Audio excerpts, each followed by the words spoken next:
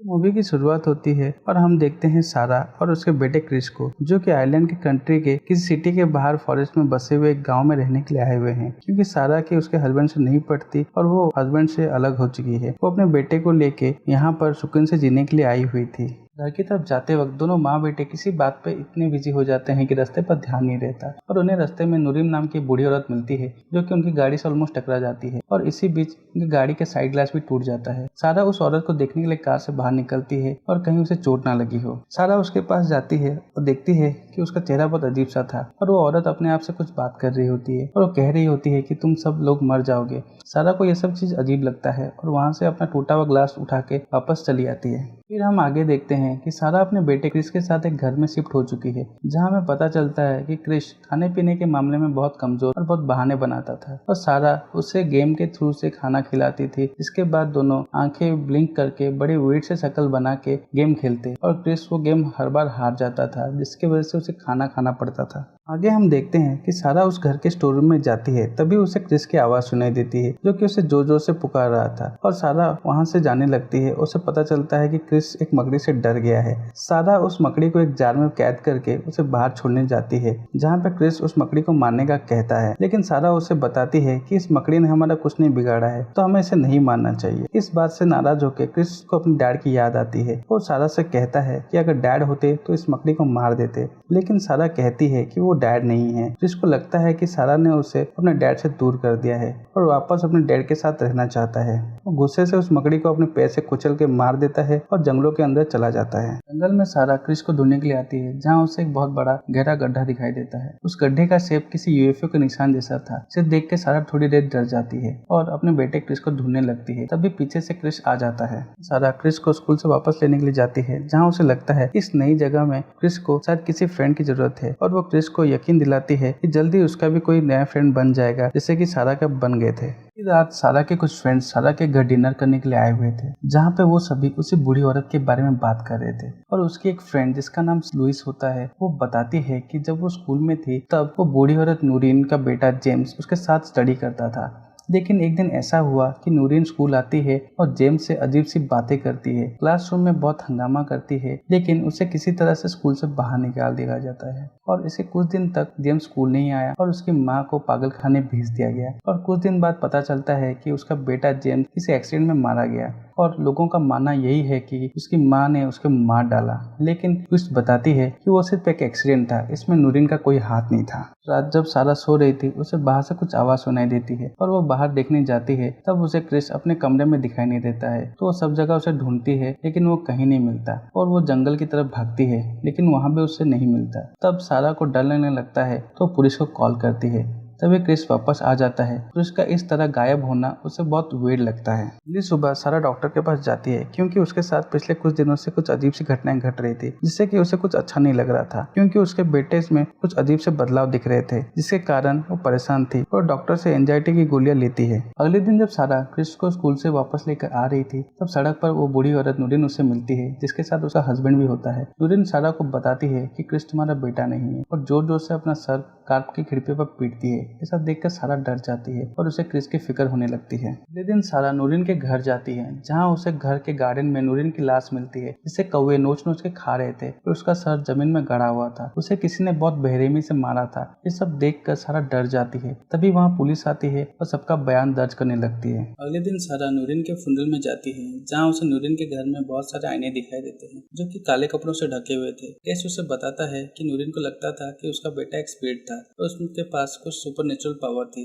जो कि छोटे बच्चे में होना बहुत अजीब सी बात थी। और नूरीन ने जेम्स में अंदर ऐसे ऐसे बदलाव देखे थे, जो कि सिर्फ एक माँ ही देख सकती थी। छोटे से बच्चे में ऐसे पावर्स होना कोई आम बात नहीं थी। सारा डेस से जेम्स की मौत के कारण पूछती है, तो बताता है कि उसकी मौत मेरी कार से हुई थी। अब सारा पूरी तरह से कंफ्यूज थी, क्योंकि उससे लुइस ने बताया था कि जेम्स की मौत नूरीन की गाड़ी से हुई थी, लेकिन वो समझ नहीं पाते थे और अंदर ही अंदर डर जाती है, क्योंकि क्रिस में भी उसमें कुछ अजीब से बदलाव दिखाई दे रहे थे, जो कि जेड हैरान करने वाले थे। अगले दिन हम देखते हैं कि क्रिस जो चीजें खाने को कतराता था, वो हर एक चीज इतने अच्छे से खा रहा था, जो कि उसे बिल्कुल भी पसंद नहीं थी। इस तरह का बदलाव देखकर सारा कुछ ज्यादा ही कंफ्यूज हो जाती है कि क्रिस इतने चेंजेस कैसे आ रहे हैं। तभी सारा उससे पूछती है उसका फेवरेट खिलौने के बारे में, जो कि सारा को जॉगिंग के दौरान जंगल में मिला था, जिससे कि शायद क्रिस ने जंगल में ही छोड़ के आया था। लेकिन क्रिस बताता है कि वो जंगल में नहीं गया। लेकिन सारा उसे बार बार यह सवाल पूछती है तो क्रिस गुस्से से डाइनिंग टेबल को एक जोरदार धक्का देकर सारा की तरफ फेंकता है, जो कि नॉर्मल बात नहीं थी। अब सारा का शक बढ़ चुका था।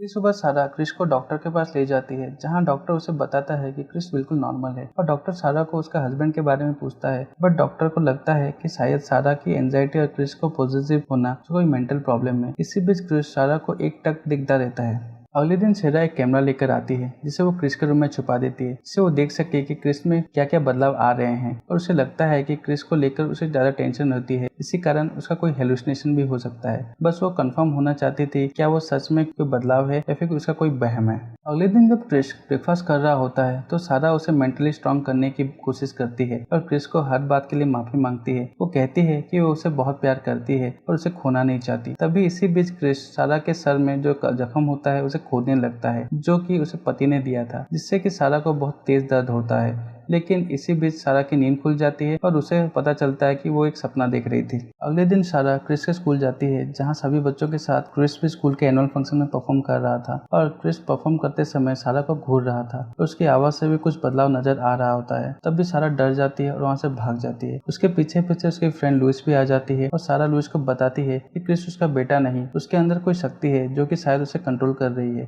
तभी वहाँ पर टीचर के साथ क्रिस भी आ जाता है, जिसे देखकर बिना कुछ बताए सारा वहाँ से चली जाती है और घर आकर क्रिस के कमरे में छुपाए हुए कैमरे की रिकॉर्डिंग को देखती है और उसे लेकर डेस्क के पास चली जाती है और उसे बताती है कि जैसे चेंजेस जेम्स में आए थे वैसे ही चेंजेस क्रिस में भी नजर आ रहे हैं। लेकिन डेस्क उसकी कोई बात नहीं सुनता, क्योंकि सारा डेस्क के जख्मों को कुरेद रही थी और गुस्से में आकर वो कैमरा तोड़ देता है और बिना कोई जवाब दिए वहाँ से चला जाता है। अगले दिन हम देखते हैं सारा क्रिस को खाना खिलाती है, जिसमें वो बहुत सारी एंजाइटी की गोलियां डाल देती है। क्योंकि सारा क्रिस का एक्चुअल चेहरा देखना चाहती थी तो वो उसके साथ वही गेम खेलने लगती है जो कि दोनों खेला करते थे। और वो 3 तक गिनती है, लेकिन क्रिस यहाँ पे कोई अजीब शक्ल नहीं बनाता, जिससे सारा को और यकीन हो जाता है कि वो उसका बेटा नहीं है बल्कि कोई हमशक्ल है। तो सारा उसे बताती है कि उसका बेटा नहीं है। तो क्रिस उसे किचन में उठा उठा के पटकता है और उसे बहुत बुरी तरह पीटता है, जिससे वो बेहोश हो जाती है। और जब उसे होश आती है तो अपने आप को एक घर के बाहर पाती है, जहाँ पे क्रिस उसके सर को जमीन में गाड़ देता है, जैसे नूरिन की गड़ी हुई थी। और हमें यहाँ पता चलता है कि नूरिन को भी क्रिस ने मारा था, क्योंकि नूरिन जानती थी कि वो एक्चुअली में क्रिस नहीं है।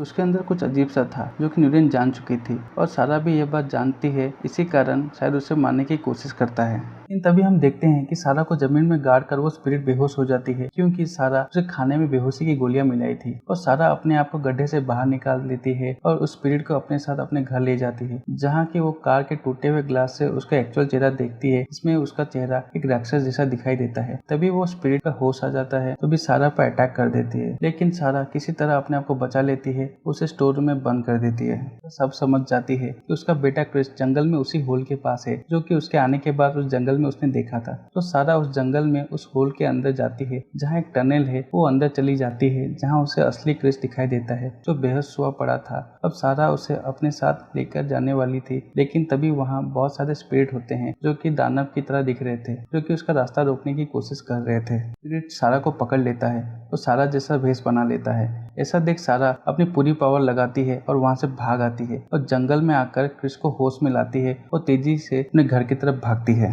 क्रिस को बाहर छोड़कर घर के अंदर मैच बॉक्स और पेट्रोल लाकर उस घर को आग लगा देती है, जिसमें वो स्पिरिट थी जो कि बिल्कुल क्रिस जैसा दिखाई देता था। अब सीन शिफ्ट होता है कुछ महीने बाद, जहाँ सारा और क्रिस अब सिटी से वापस लौट आए हैं। यहाँ पर सारा अपने काम में बहुत बिजी हो चुकी है और क्रिस भी अब अच्छी तरह से बिहेव कर रहा था और वो अपने लाइफ में अच्छे से बिता रहे थे। लेकिन सारा को अब भी लगता है कि वो स्पिरिट अभी भी उन लोगों के आसपास है, जो कि क्रिस को खेलता देख उसकी एक पिक्चर लेती है, जिससे कि वो फोटोज कुछ ब्लर आती है, जिससे उसका चेहरा अच्छे से नजर नहीं आता। तो सारा कुछ अजीब सा लगता है और हम सारा को उसके घर में देखते हैं कि वो बहुत सारे मिरर लगाए हुए हैं, जैसे कि नूरिन ने लगाए थे। यानी सारा के मन में भी अभी तक यह बात नहीं निकली क्रिस अभी तक ठीक हो चुका है और यह नूरिन की तरह होती जा रही थी। उसका भ्रम उसका पीछा नहीं छोड़ रहा था और इसी के साथ यह मूवी खत्म हो जाती है।